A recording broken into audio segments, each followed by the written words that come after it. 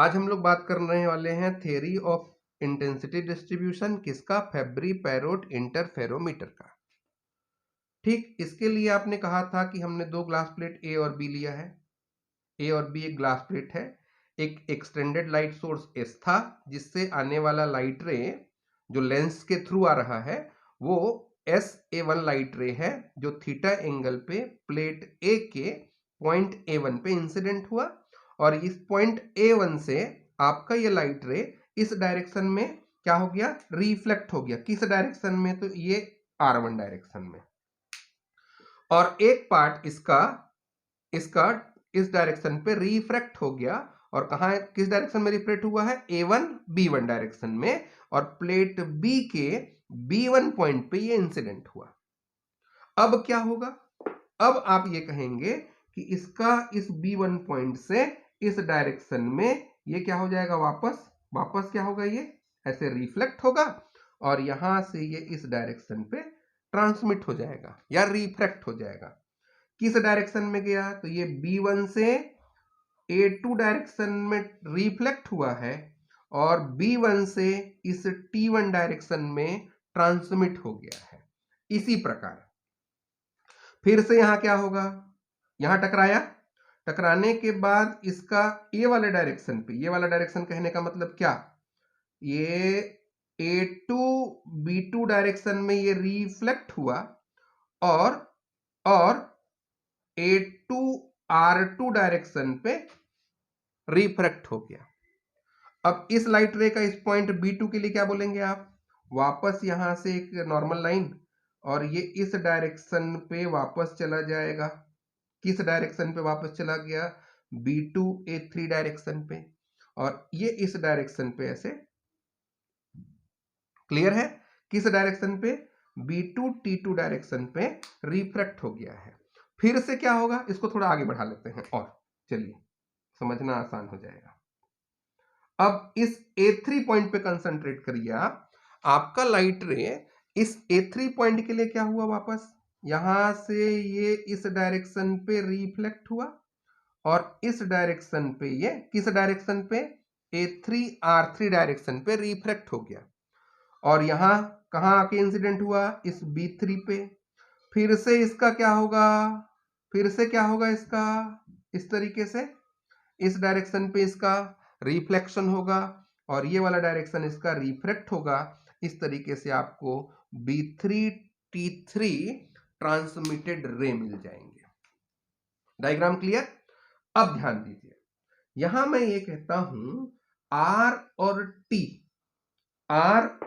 T मान लेते हैं आपके पास। ध्यान दीजिएगा, यहां मैं कह रहा हूं R और ये जो T, जो दो टर्म ले रहे हैं, इसमें R ये फ्रैक्शन ऑफ इंटेंसिटी है किसका? रिफ्लेक्टेड का। और T फ्रैक्शन ऑफ इंटेंसिटी है किसका? ट्रांसमिटेड का। मतलब R ये तीव्रता का पार्ट है, ठीक है? जो कुल तीव्रता हुई थी उसका R तीव्रता का पार्ट क्या हो गया है? परावर्तित हुआ है। और T तीव्रता के लिए आप अपवर्तन लिखेंगे। ठीक ठीक है।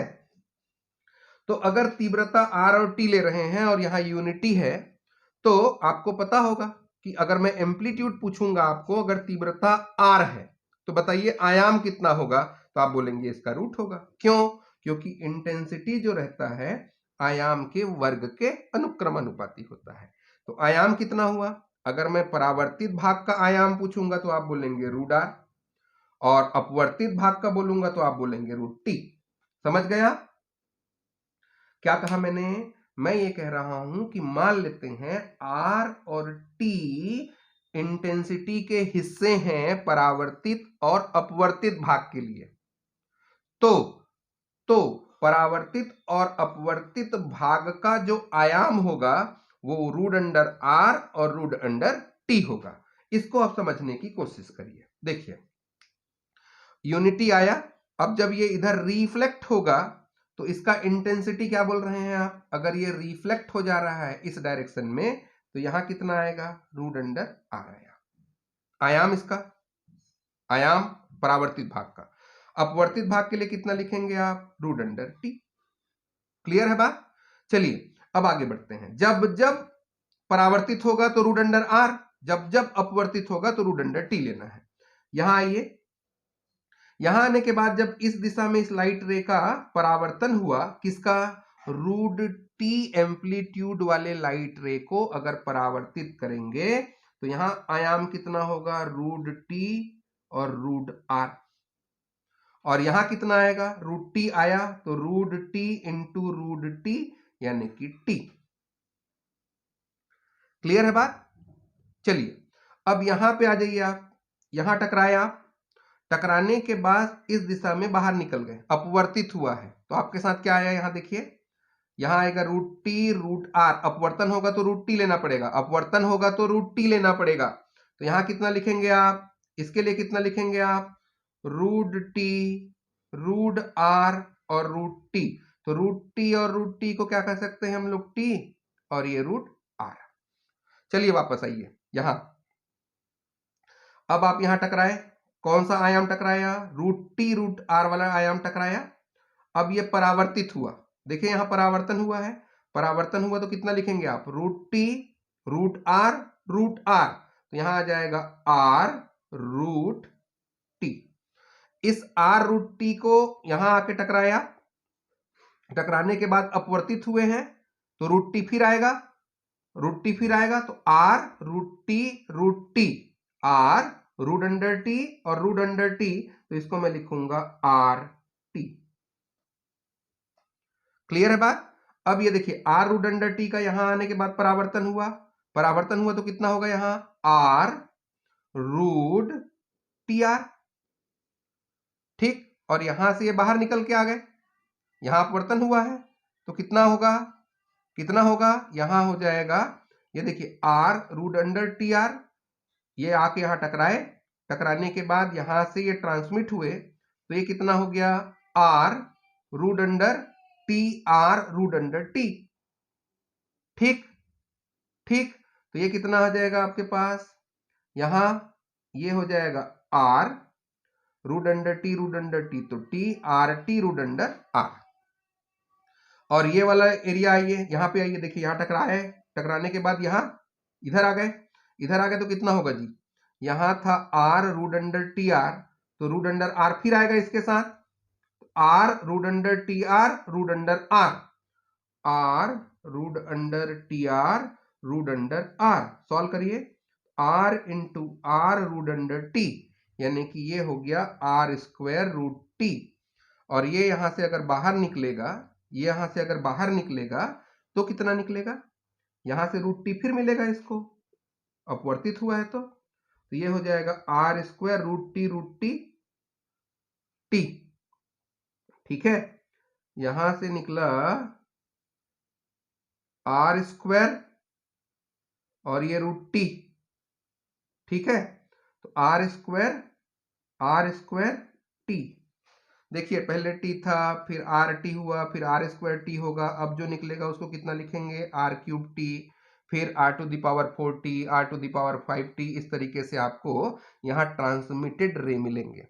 और ये जितने ट्रांसमिटेड रे मिले हैं आपको, वो सब के सब एक ही लाइट सोर्स से मिला है। इसका मतलब ये लाइट रे कैपेबल होंगे इंटरफेरेंस पैटर्न प्रोड्यूस करने के लिए, इंटरफेरेंस पैटर्न बनाने के लिए। क्लियर है? ये जितने भी लाइट रे मिले आपको, B1 T1 B2 T2 B3 T3 B4 T4 B5 T5, ये सब के सब लाइट रे सेम एक सिंगल लाइट सोर्स एस से मिले हैं, इसलिए ये सब के सब इंटरफेरेंस पैटर्न प्रोड्यूस करने के लिए कैपेबल होंगे, कर सकेंगे। अब अगर ये कर सकेंगे तो एक ऐसा पैटर्न दिख रहा है आपको थीन फिल्म वाला। थीन फिल्म का कौन सा हिस्सा? ट्रांसमिटेड हिस्सा, पारगमित हिस्सा। तो पारगमित हिस्से के लिए आपने पहले ही कह के रखा है कि पारगमित हिस्से में हम जानते हैं, क्या जानते हैं? पारगमित हिस्से में पाथ डिफरेंस जो होता है कंस्ट्रक्टिव और डिस्ट्रक्टिव इंटरफेरेंस का, ये हम जानते हैं। We know that from thin film,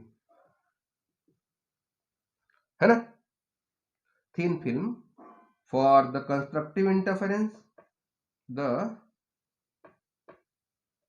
नहीं, यहां लिख दो path difference, thin film path difference is equal to mu t cos theta. अब यहाँ पे जो फिल्म अगर आप लेंगे, जो फिल्म है यहाँ पे जो बना है वो एयर फिल्म है, और एयर फिल्म के लिए म्यू का वैल्यू 1 होता है, तो आपका पाथ डिफरेंस हो जाएगा 2t cos थीटा। क्लियर है बात यहां तक? अब यहां ध्यान दीजिए, अगर मैं फेस डिफरेंस पूछूं आपसे, फेस डिफरेंस कितना होगा? फेस डिफरेंस अगर निकालें, अगर path difference 2t cos theta है, तो phase difference is equal to del phi is equal to 2 pi by lambda into path difference होता है। इसको अगर सॉल्व करें तो 2 पाई बाई लेमडा, इसको सीधा सीधा लिख दूं क्या, 2 pi by lambda 2t cos theta के इक्वल होगा। इसको मान लेते हैं आप इक्वेशन नंबर 1।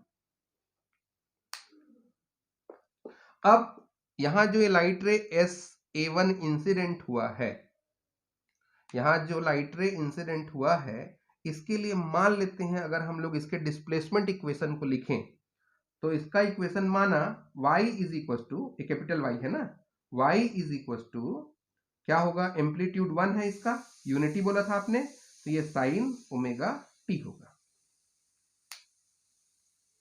ठीक, अब इसी तरीके से अगर मैं B1 T1 को शो करवाना चाहूं तो क्या लिखेंगे आप? B1 T1 को, इसका आयाम t है, तो मान लेते हैं इसको मैं लिखता हूं फॉर ट्रांसमिटेड पारगमित तरंग B1 T1, इसके लिए डिस्प्लेसमेंट इक्वेशन, विस्थापन समीकरण कितना होगा, T साइन ओमेगा टी। ठीक है, और इसके लिए अगर मैं सिमिलरली आपसे पूछूं B22 के लिए, B2 T2 के लिए, तो Y2 इज इक्वल टू होगा, Y2 इक्वल, यहां पे आएगा equal RT sine omega t minus del phi. Clear है?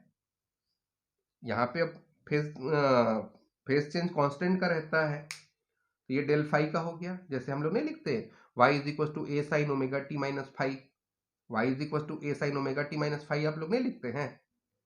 अगर a एम्पलीट्यूड है, a आयाम है, और फाई अगर फेस डिफरेंस है, फाई अगर फेस डिफरेंस होगा तो आप ऐसा लिख देते हैं, a sine omega t minus phi.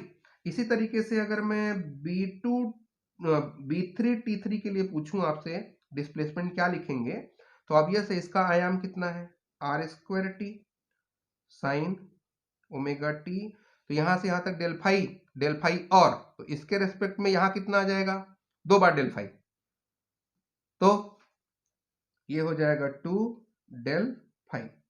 इसी तरीके से अगर मैं पूछूं आपसे B4 T4 कितना लिखेंगे आप, उसके लिए आयाम कितना आएगा, उसके लिए आयाम आएगा आर क्यूब, उसके लिए आयाम लिखेंगे आप r cube t sine omega t minus 3 del phi.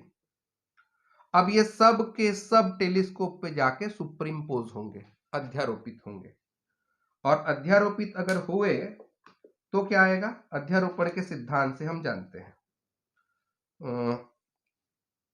By the अध्यारोपण का सिद्धांत, अध्यारोपण के सिद्धांत से,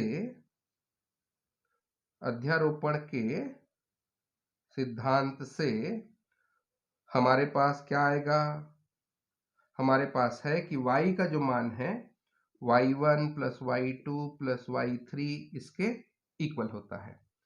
y कितना लिया आपने, y कितना लिया आपने, तो मान लेते हैं y जो रिजल्टेंट वेव है उसके लिए हम लोगों ने a आयाम मान लिया इसका, और फाई अगर फेज डिफरेंस मान लिया तो y की वैल्यू आना चाहिए y sine omega t minus phi का। ठीक, रिजल्टेंट जो वाइब्रेशन हो रहा है इन सब के मिलने से उसके लिए ये मिला। y1 कितना है जी? t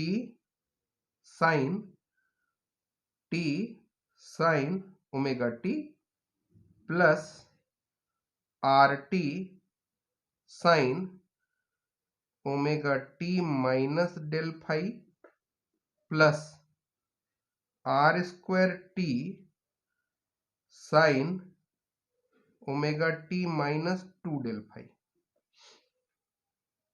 होगा। यहां से अब देखिए आप, इसका एक्सपेंशन अगर हुआ तो साइन ए माइनस बी यानी कि sign A cos B minus cos A sine B आ गया, और फिर आपके पास ये वाला टर्म है ये टी साइन ओमेगा टी। यहां भी देखिए A minus B, sine A minus B का फॉर्मूला यहां भी अप्लाई करिए आप, तो R T sine A cos B, A और बी के टर्म पे, फिर minus cos omega T sine del phi. उसी तरीके से इसमें भी वही फॉर्मूला अप्लाई हुआ, तो क्या बना? R square T sine omega t cos 2 del phi cos 2 omega T sine 2 del phi and so on. एक काम करते हैं, अब हम लोग यहां ये वाला जो टर्म बना है और यहां जो टर्म है इसमें साइन ओमेगा टी के कॉफिशिएंट को कंपेयर करते हैं। ठीक, अब हम लोग क्या कर लेते हैं, इसमें अब हम लोग साइन ओमेगा टी के कॉफिशिएंट को देखते हैं। इस साइड में देखिए साइन ओमेगा टी का कॉफिशिएंट क्या है, यहां साइन ओमेगा टी का कॉफिशिएंट है कॉस फाई और ये ए हो जाएगा, मतलब ए कॉस फाई। ये तो नहीं है, अब साइन ओमेगा टी का कॉफिशिएंट में नहीं आएगा। इधर देखिए साइन ओमेगा टी का एक कॉफिशिएंट इधर टी है, यहां देखिए साइन ओमेगा टी इसका कॉफिशिएंट कितना है कॉस डेल फाई और इसके साथ r T cos del phi. चलिए प्लस, यहां तो साइन ओमेगा टी नहीं है, यहां ये तो साइन ओमेगा टी के साथ क्या है ये कॉस 2 डेल फाई और ये भी, तो r square t cos 2 del phi and so on.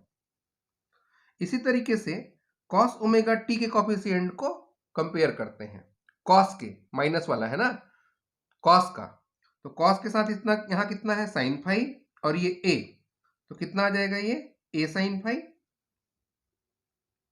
Clear है ना, इस ए का इससे मल्टीप्लाई हुआ और इससे मल्टीप्लाई हुआ तो कॉस ओमेगा टी का कॉफिशिएंट कितना होगा ए साइन फाई इक्वल, यहां है तो यहां तो है ही नहीं, ये वाला टर्म गायब है।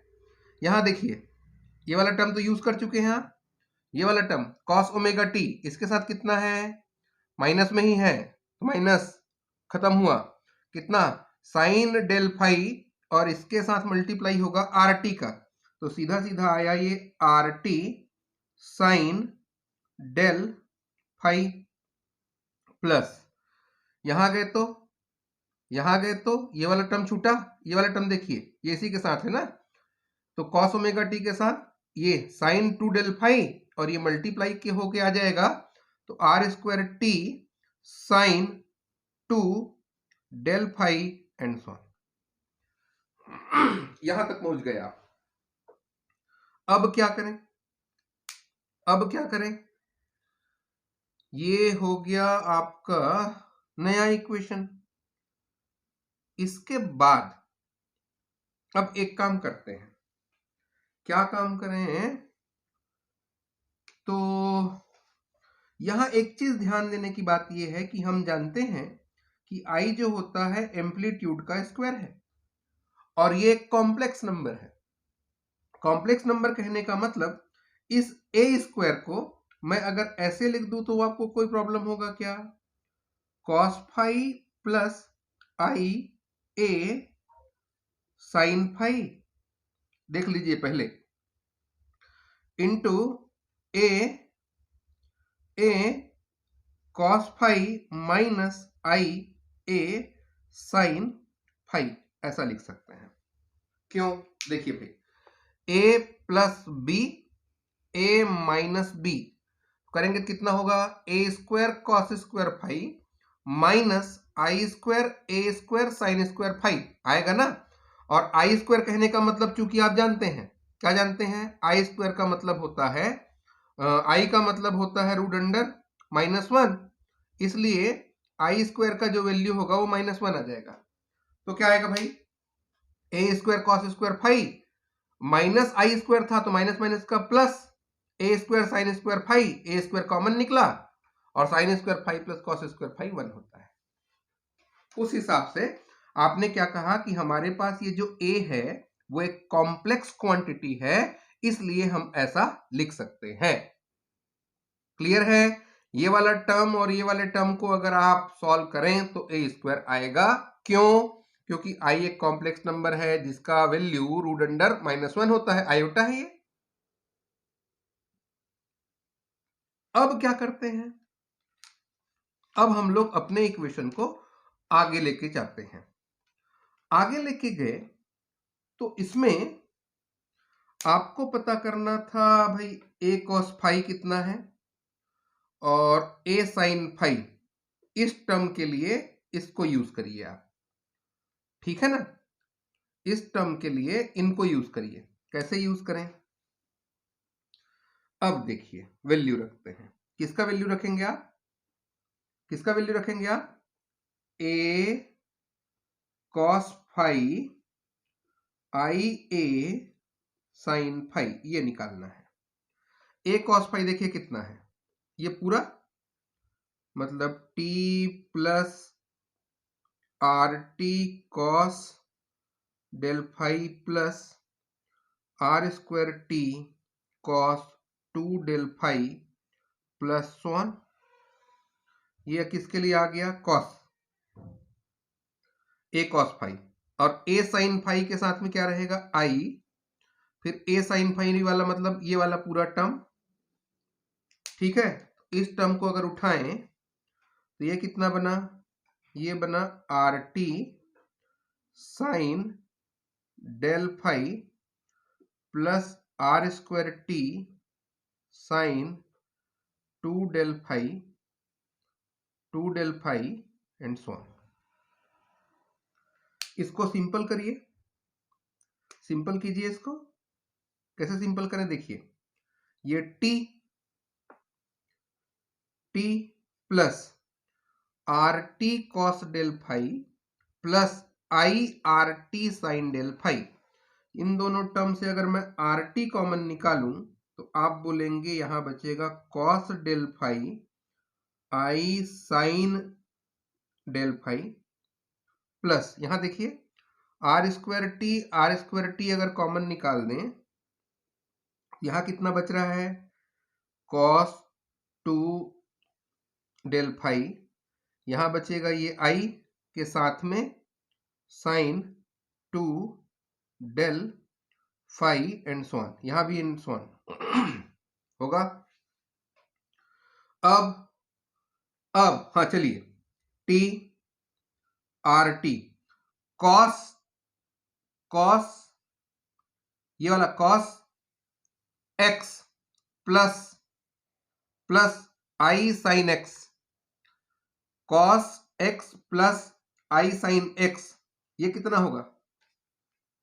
ये होता है e to the power I X, यानी कि e to the power I del phi. तो यहां कितना हो जाएगा जी? इसी तरीके से cos X plus I sine X, ये हो जाएगा e to the power I 2 del phi and so on.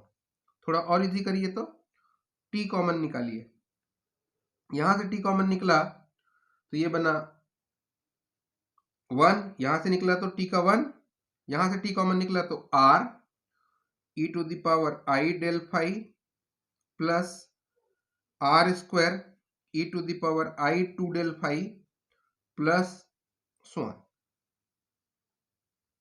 कितना आएगा इसको सॉल्व करेंगे तो?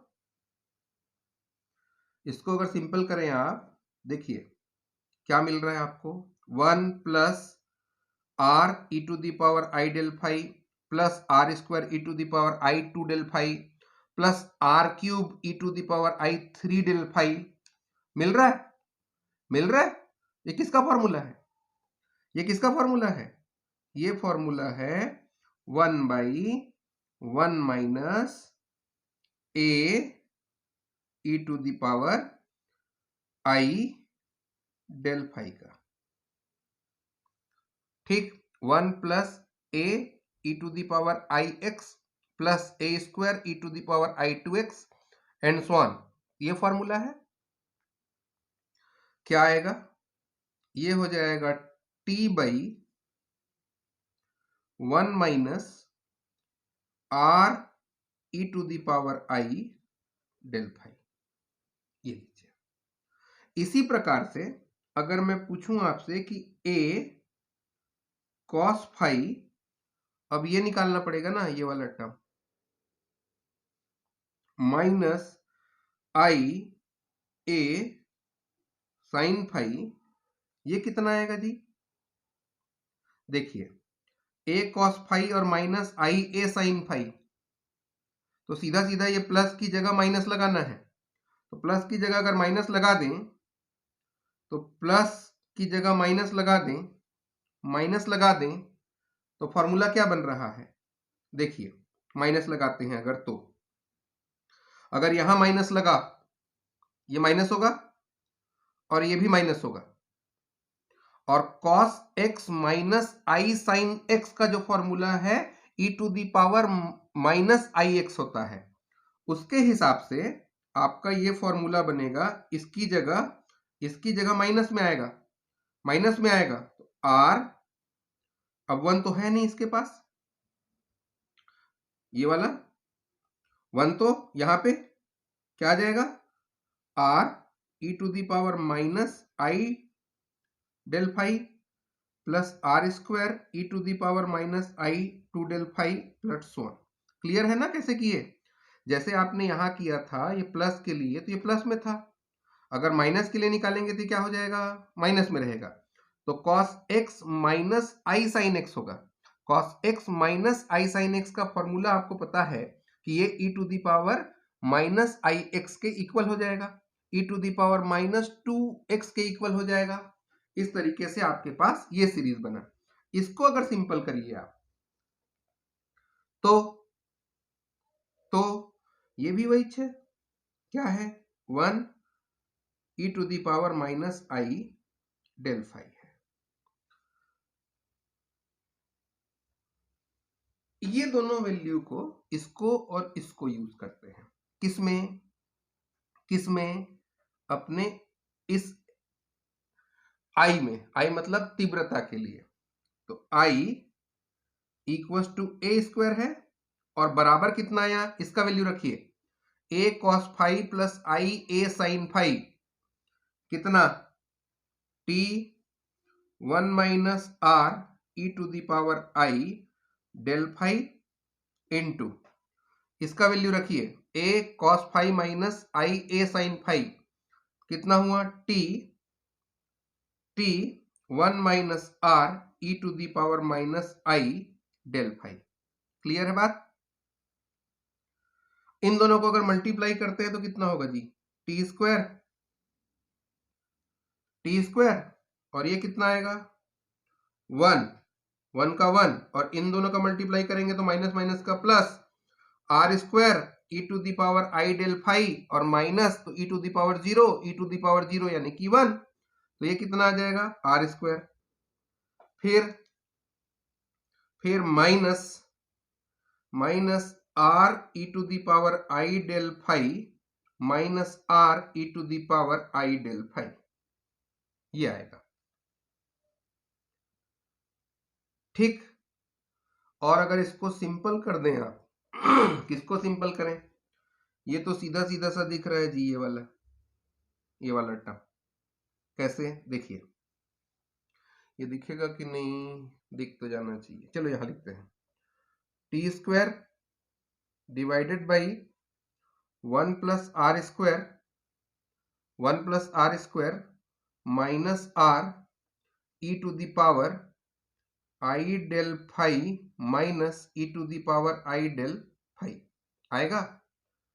और इसका फॉर्मूला जानते हैं आप, 1 plus are square minus r, ये किसका फॉर्मूला है जी, e to the power I x minus e to the power minus i x divided by 2 equal to cos x होता है, divided by 2 equal to cos x होता है इसका। तो ये फॉर्मूला कितना होगा इसका, इसका फॉर्मूला हो जाएगा 2 कॉस डेल फाई का, मतलब आपके पास क्या आया, t square divided by 1 plus are square minus 2r cos del phi. अब ये कौन सा नंबर का इक्वेशन है मैं तो भूल गया, आप लोग देख लीजिए इसको कौन सा नंबर का लिखेंगे, 6 7, इसको 8 लिख देता हूं मैं, अभी 9 लिख देता हूं अभी। चलो आप अपने हिसाब से नंबर दिखिएगा क्योंकि मेरे बोर्ड्स में खत्म हो गया है वो, और इक्वेशन याद भी नहीं है मेरे को, तो ये 9 है, और आएगा तो अब मैं आपसे पूछ लूंगा, ठीक है, ठीक है, तो ये 9th वाला आएगा। यहां तक नोट कर लिया आपने। अब इसको मैं रब कर रहा हूं फिर से, ये वाला लाइन आपको डाउट कर रहा होगा तो एक चीज ध्यान रखिएगा, i is equal to A square होता है, ये कॉम्प्लेक्स नंबर है इसलिए इसको इस फॉर्म में मैंने लिखा है, और बाकी तो फिर सिंपल मैथमेटिकल कैलकुलेशन ही है।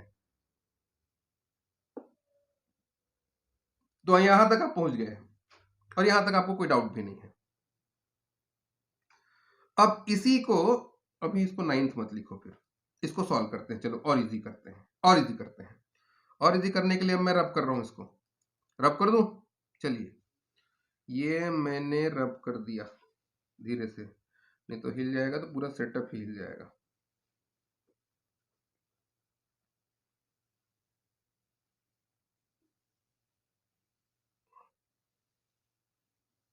चलिए रखें वैल्यू, क्या निकल के आया, आपके पास i का वैल्यू निकल के आ रहा है ये t square divided by 1 plus are square, 1 plus are square minus 2r और plus 2r minus 2r cos del phi. क्या मैजिक किया, समझ में आया, ये माइनस 2r दे दिया और ये प्लस 2r कर दिया, क्यों क्यों, ताकि होल स्क्वायर के टर्म पे इसको लिख सकूं मैं, क्या लिख सकूं, क्या लिख सकूं, इसको मैं लिख सकूं t square divided by 1 square plus are square minus 2r, 1 minus are का होल स्क्वायर, प्लस प्लस यहां से 2r निकाल लीजिए, 2r 1 minus cos del phi, ठीक, क्या आएगा, t square 1 minus r whole square plus 2r, ये 1 minus cos theta, 1 minus cos theta, इसको क्या लिखते हैं 2 साइन स्क्वायर थीटा बाई 2, ये हो जाएगा 2 sine square del phi by 2। और इजी करिए, तो t square divided by 1 minus are का होल स्क्वायर प्लस ये हो जाएगा 4r, ये 2 और ये 2 sine square del phi by 2। इसको और इजी कर दूं क्या, एक काम करते हैं, इसको कॉमन निकाल देते हैं, तो 1 माइनस आर स्क्वायर को अगर कॉमन निकालेंगे तो यहां तो कुछ नहीं बचा, यानी कि 1, और यहां था ही नहीं, नहीं था मतलब इसको डिवाइड करना पड़ेगा, sine square del phi by 2, ये निकल के आ गया। इसको मान लेते हैं आपका इक्वेशन नंबर 9। अगर 10 होगा तो 10 ले लीजिए, 8 नंबर का इक्वेशन बन रहा होगा तो 8 ले लीजिएगा। अभी अब मैं 9 ले लेता हूं, आगे नहीं सोचते कौन सा इक्वेशन आ रहा है। अब ये जो फॉर्मूला आपने निकाला है, ये रिजल्टेंट इंटेंसिटी का फॉर्मूला आपने निकाल दिया। क्या निकाला है आपने, रिजल्टेंट इंटेंसिटी का फॉर्मूला आपने निकाल दिया in terms of r and del phi, in terms of r and del phi, ये टी स्क्वायर कर दिया, ठीक। अब बात करते हैं condition for the maxima and minima. है ना, मैक्सिमम इंटेंसिटी और मिनिमम इंटेंसिटी की बात करते हैं।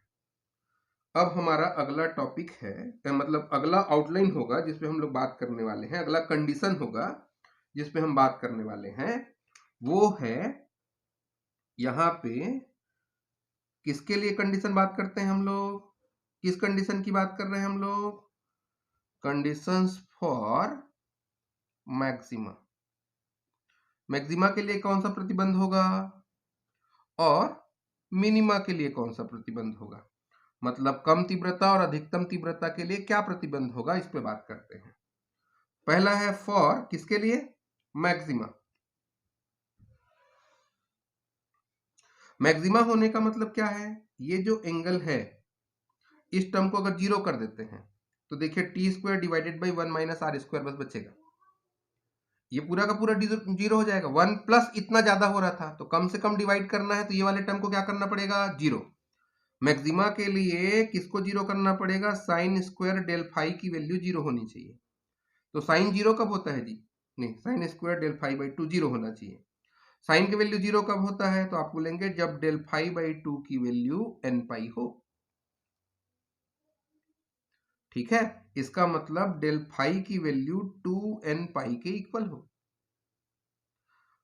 ठीक है, इसका मतलब 0 के लिए, 2 के लिए, 3 के लिए एक्सेट्रा, इन सब के लिए आपके पास मैक्सिमा का केस होगा।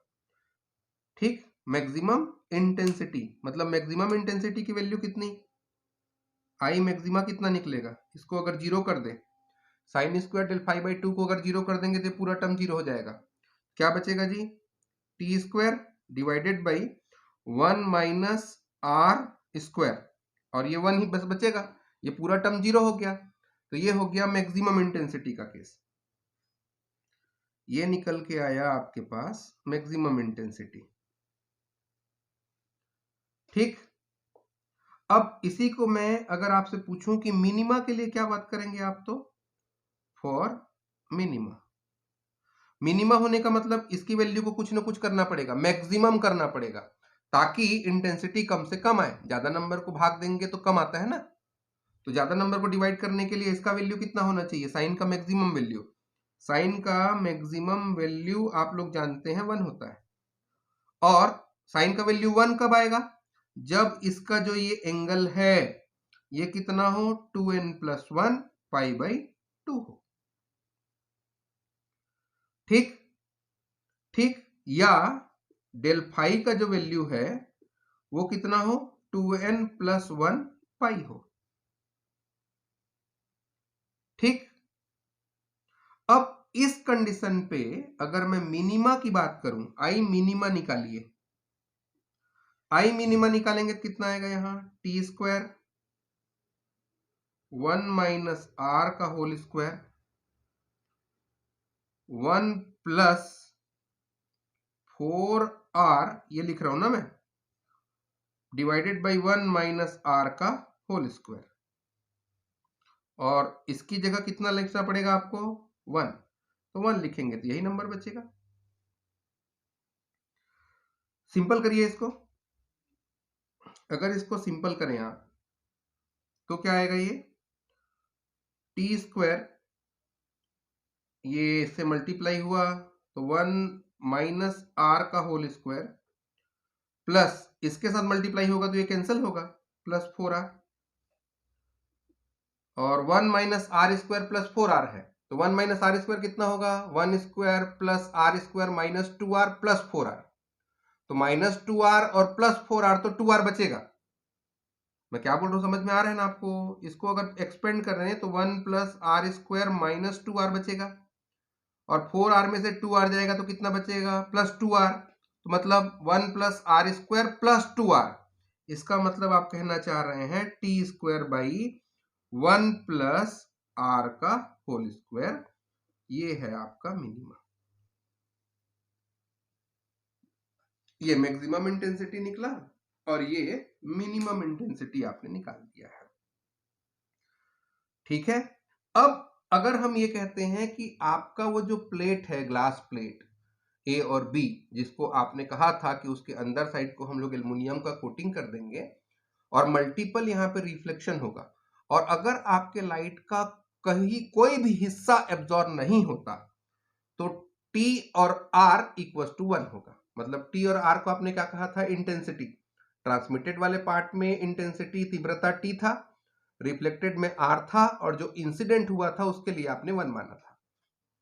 तो इस बेस पे अगर बात करें, तो आपका कहना है क्या कहना है आपका? इसको हटा रहा हूं मैं, क्या कहना है आपका? आपका कहना है अगर प्रकाश का कहीं भी अवशोषण नहीं होता तो when there is no observation of light in the plate, so we must have T plus R equals to 1। इसका मतलब T का जो वैल्यू है वो 1 माइनस R होगा, और अगर T का वैल्यू 1 माइनस R हुआ तो चलिए मैक्सिमा और मिनिमा की बात कर लेते हैं। आई मैक्सिमा कितना? I maxima T square by 1 minus are square, 1 minus are square नहीं जी, 1 माइनस आर का होल स्क्वायर। तो टी की जगह रखिए 1 minus R by 1 minus R, cancel हुआ, इक्वल टू 1। और अगर मिनिमा की बात करूं तो यहां पे टी का वैल्यू रखेंगे आप तो कितना लिखेंगे? 1 माइनस आर का होल स्क्वायर 1 प्लस आर का होल स्क्वायर लिखेंगे ना, 1 माइनस आर का whole square divided by 1 plus r का होल स्क्वायर। क्लियर है? हमारे पास यही तो रिजल्ट आ रहा है। ये मिनिमा के लिए 1 माइनस आर का whole square divided by 1 plus r का होल स्क्वायर। तो आपका वो जो इक्वेशन था, यहां मैंने एक इक्वेशन लिखा था, क्या लिखा था? वहां एक इक्वेशन लिखे थे आप, आई की value in terms of T, क्या लिखे थे? टी स्क्वायर डिवाइडेड बाई, यहां एक इक्वेशन लिखा था मैं, उसको मिटा दिया मैं एक्चुअली। क्या लिखा था उसको? ये वाला था ना, ये वाला। यहां साइन स्क्वायर रखना पड़ेगा। तो I is equal to T square 1 minus are square 1 plus 4R 1 minus are का whole square sine square del phi by 2। याद आ गया। इस इक्वेशन को मैं ऐसा लिख दूं क्या? यहां लिख देता हूं आई मैक्स, ठीक, आई मैक्स लिखा 1 by 1 plus F sine del phi by 2। चलेगा? क्लियर है? T square by 1 minus are का होल स्क्वायर है, टी स्क्वायर 1 माइनस आर का whole square, t square 1 minus are का होल स्क्वायर का मतलब आई मैक्सिमम हुआ।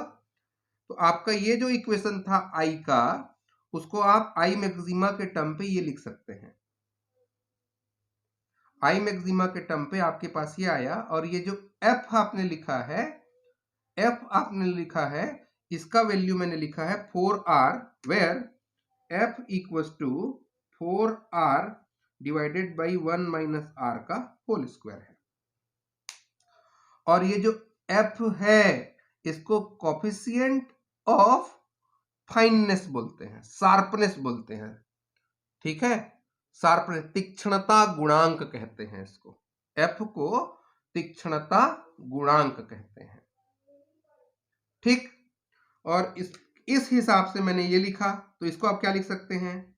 आई बाई आई मैक्सिमा का जो मान होगा, इसको इधर ट्रांसफर कर दिया तो 1 by 1 plus F sine del phi by 2 आएगा। ये 9 हो गया, तो इसको मान लो 10। क्लियर है? और जैसा कि आप सब जानते हैं, चूंकि वो जो लेयर बना के रखे थे, यहाँ जो डायग्राम हमने ड्रॉ किया था वो थिन फिल्म का डायग्राम था, और थिन फिल्म में अगर आपको कंस्ट्रक्टिव चाहिए, मैक्सिमा चाहिए, तो पाथ डिफरेंस n लेमडा का होना चाहिए, और मिनिमा चाहिए तो path difference 2n-1 lambda by 2 का होना चाहिए। क्लियर है ना? इसको हम लोग पहले से ही जानते हैं। ठीक, अब क्या हो रहा है, हम लोग अगर कहें, यहां तक तो आप समझ गए, यहां तक तो आपको समझ में आ गया, और कंडीशन फॉर द मैक्सिमा और मिनिमा आप पहले से जानते हैं। Condition for maxima and minima पहले से आपको पता है, तो क्या आएगा, इसको मैं मिटा रहा हूं भाई ना, तो क्या आएगा, देखिए तो क्या आ रहा है उसको समझते हैं। तो आएगा, यहां ध्यान दीजिए, अब क्या आएगा, यहां देखिए आपने क्या कहा था, मैक्सिमा की अगर बात करेंगे ट्रांसमिटेड पार्ट में थिन फिल्म के लिए, तो 2t cos थीटा ये n लेमडा के इक्वल होगा, और 2t जो cos थीटा है अगर ये 2n-1 लेमडा बाई 2 होगा, किसके लिए, मिनिमा के लिए, ये आपको पता है। इसका मतलब अब यहां कहूं कि मैं t ये कांस्टेंट है, thickness of the film constant नहीं कर दिया है आपने, तो t की वैल्यू कांस्टेंट है कहने का मतलब क्या है, यहां जो ये n और लेमडा है ना, ये n और लेमडा के एक फिक्स वैल्यू के लिए t का वैल्यू कांस्टेंट होगा, n और लेमडा के किसी फिक्स वैल्यू के लिए t का वैल्यू कांस्टेंट होगा जब फाई कांस्टेंट हो, तो फाई कांस्टेंट रहेगा तो t कांस्टेंट होगा, यदि n और लेमडा की कोई पर्टिकुलर वैल्यू होगी तब। ठीक है, इसका मतलब थीटा की वैल्यू फिक्स कब होता है, एंगल के मान को कांस्टेंट कब कहते हैं आप, एंगल की वैल्यू कांस्टेंट है तो कांस्टेंट कब होता है, जब आप सर्कल पे होंगे, है ना, all the point having the same value of theta। ठीक, the locus of all points having same value of theta is a circle। तो फ्रिंजेस कैसे बनेंगे, इसमें भी फ्रिंजेस आपको सर्कुलर दिखने वाले हैं। ठीक, ये रहा आपका थियोरेटिकल पोर्शन इसका। आगे हम लोग हाफ फ्रिंज विड्थ और शार्पनेस ऑफ द फ्रिंज की बात करेंगे, एक छोटा सा लेक्चर होगा जो इसी पे बेस्ड होगा, थोड़ा सा बड़ा लेक्चर बन जा रहा है इसलिए इसको यहीं रोक देते हैं। यहां तक आप समझ गए कि रिंग इस तरीके से क्यों बना, मैक्सिमा मिनिमा कैसे होगा, आई की वैल्यू को इन टर्म्स ऑफ मैक्सिमा मिनिमा कैसे लिखेंगे, और ये थिन फिल्म के ट्रांसमिटेड रे के लिए पाथ डिफरेंस आपको पहले से पता है, टी की वैल्यू कांस्टेंट करनी है तो एन लेमडा के पर्टिकुलर वैल्यू के लिए टी का वैल्यू कांस्टेंट होगा यदि फाई कांस्टेंट होता है, और फाई कांस्टेंट कब, जब आप सर्कल पे हो। ठीक, थैंक यू।